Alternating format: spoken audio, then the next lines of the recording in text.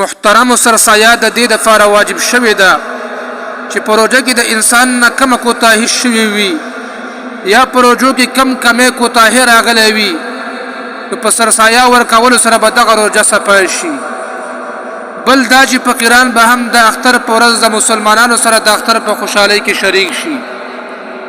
حضرت عبدالله بن عباس رضی الله عنه فرمایي رسول الله صلی الله علیه وسلم سرسایه د دې دپاره فرض لازم ګرځولې ده چې په دې سره روژه د فضول بېهوده او د فحش خبرو نه پاکه شي او د مسکینانو دپاره د خوراک بندوبست وشي. څوک چې سرسایه د اختر د مانځره مخکې ادا کي نو دا مقبوله سرسایه ده او څوک چې د اختر مانځره پس ادا کړي نو دا بیا په صدقه کې حسابیږي.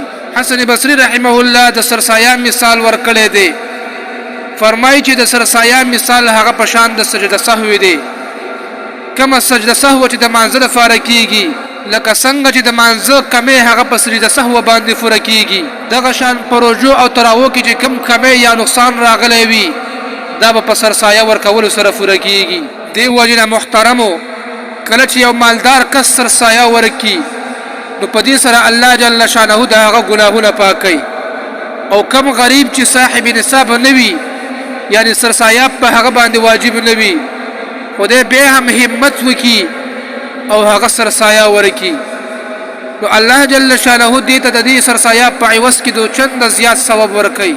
زما عزتمند ورونه بیا هر انسان ته پکار دی چې هغه سرسایه ورکي او خپل کوتاهي هغه په دې سرسایه سره پوره کړي.